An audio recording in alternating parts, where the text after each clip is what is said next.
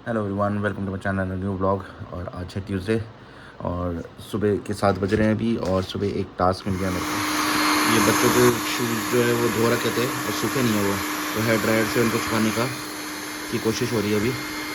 आज housing activity होती है तो उनकी हाउस की ड्रेस पहन के जाना होता है उनको। तो देखते हैं अगर सूख पाते हैं तो। ये है इंडियन जुगाड़।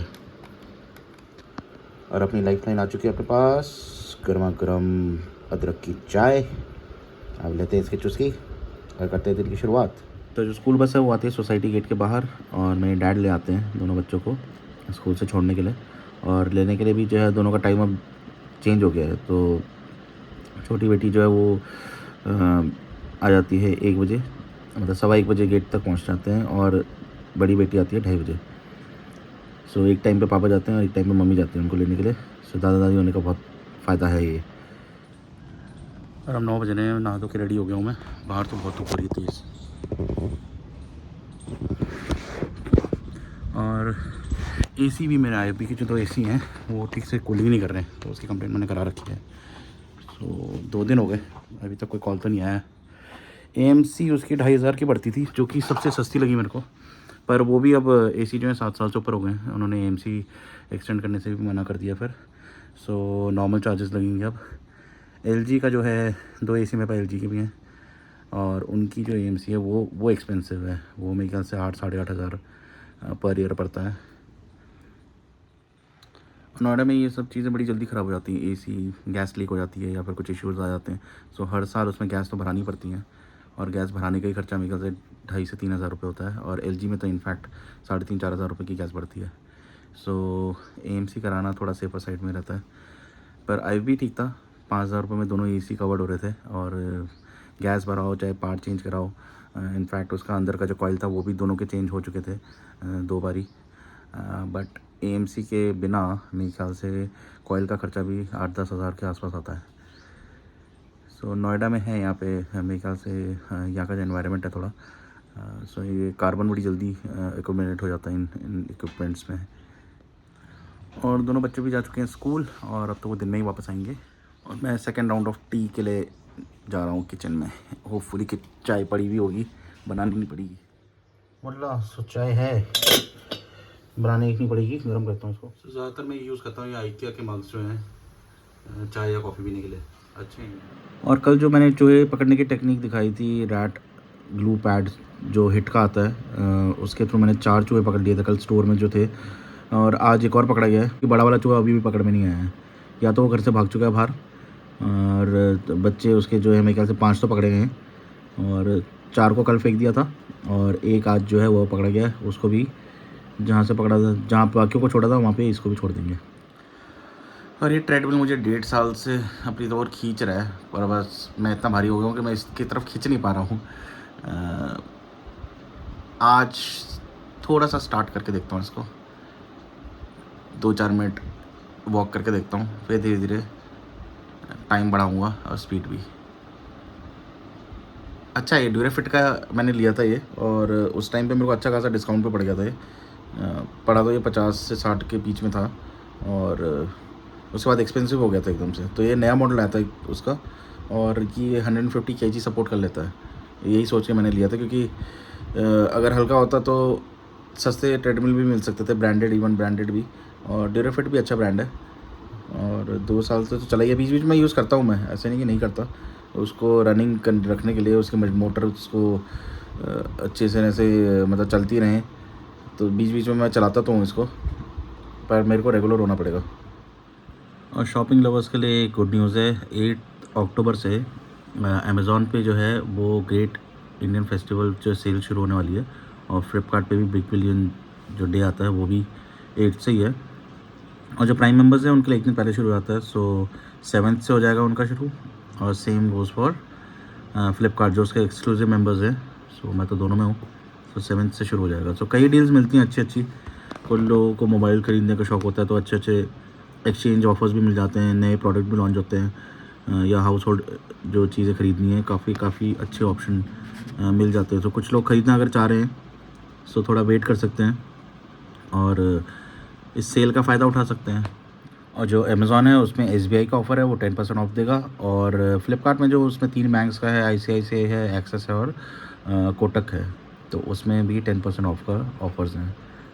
सो accordingly we can use our cards, अगर जो भी हमारे पास कार्ड पड़ा है।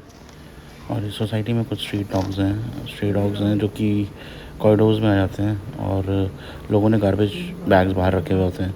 तो जो पिकअप करने आता है गार्बेज बैग्स, उसके पिकअप करने से पहले ही कुछ बैग्स होती है स्ट्रीट डॉग्स की, जो है वो खोल देते हैं और उसमें से खाना निकालने की कोशिश करते हैं, पूरा कॉरिडोर में फैला देते हैं, गंदगी फैला देते हैं। सो ट्रेडमिल का श्री गणेश कर लिया आज फिर से, और 5 मिनट वॉक किया मैंने उसमें। बाकी सोसाइटी में रेनोवेशन का काम चल रहा है, तो अभी हमारे ब्लॉक की बारी है।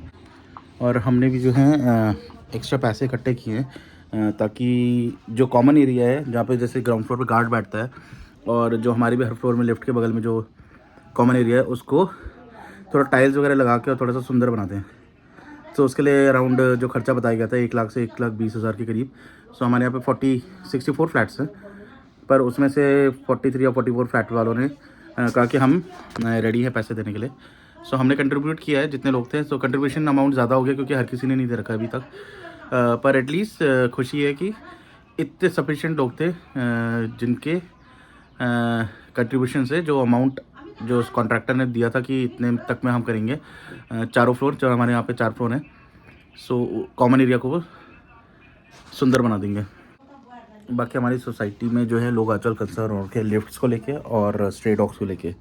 सो लिफ्ट्स जो हैं वो कई जब माल फंक्शन कर जाती हैं, उसको लेके उन्होंने थोड़ा वॉइसेस उठ रही हैं कि लिफ्ट रिप्लेस करी जाए, एटलीस्ट एक लिफ्ट तो चेंज करी दी जाए, 2 हैं हर बिल्डिंग में।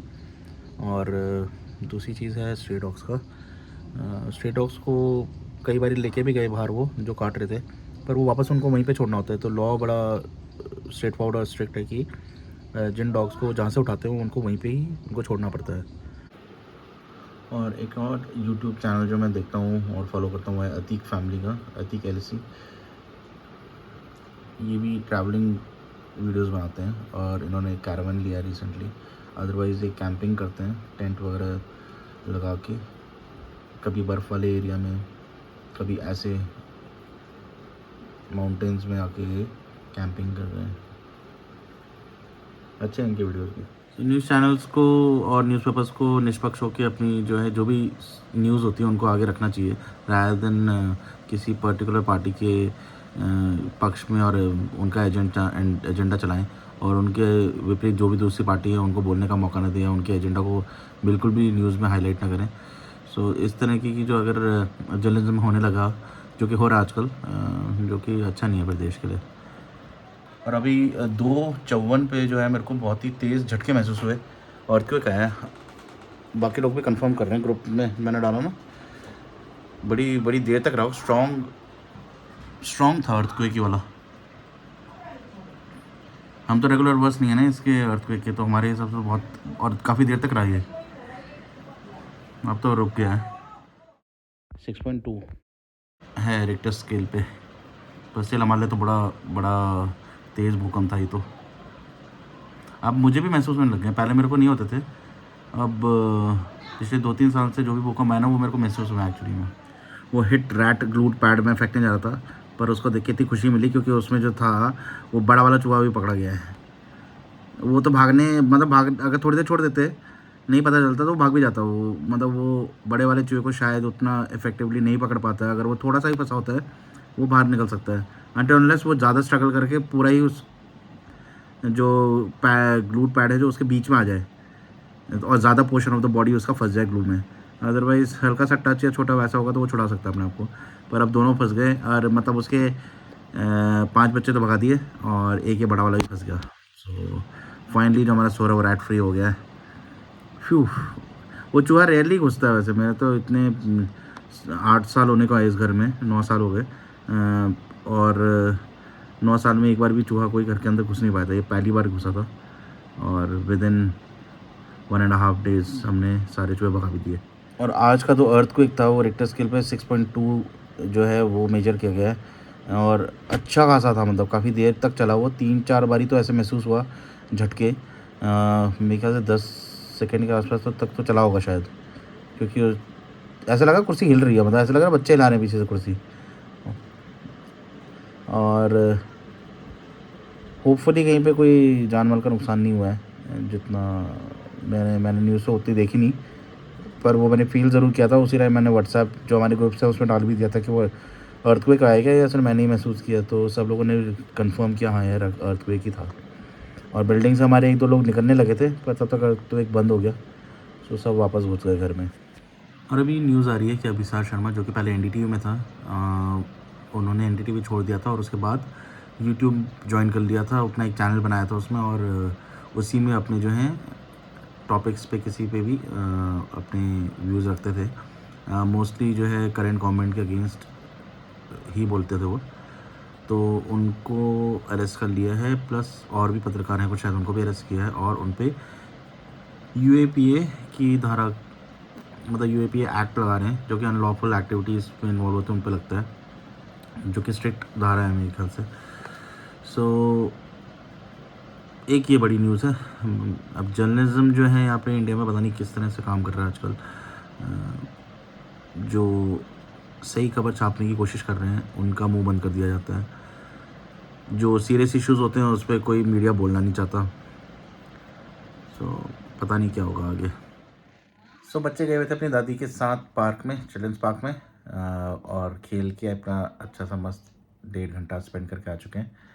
और फ़िलहाल अब बज रहे 9। मैं पोस्ट मिड ऑफ अक्टूबर हम कुछ प्लान कर रहे हैं आउटिंग का। 4 दिन की ट्रिप है हमारी, और कुछ ऑनलाइन रजिस्ट्रेशन वगैरह करने थे मेरे को। ये जो हमारा टूर है उसको रजिस्टर करने के लिए ऑनलाइन पोर्टल में डिटेल सबमिट करनी पड़ती है, वो मैंने कर ली हैं। सो मैं बताऊंगा कुछ दिन बाद हम कहाँ जा रहे हैं और कौन कौन सी जगह को हम एक्सप्लोर करेंगे।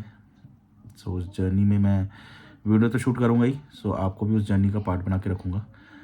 ऐसी ऐसी जगह हैं जो आपको भी देख के अच्छी लगेगी, और काफ़ी चीज़ें सीखने के लिए भी मिलेंगी। So wait and watch.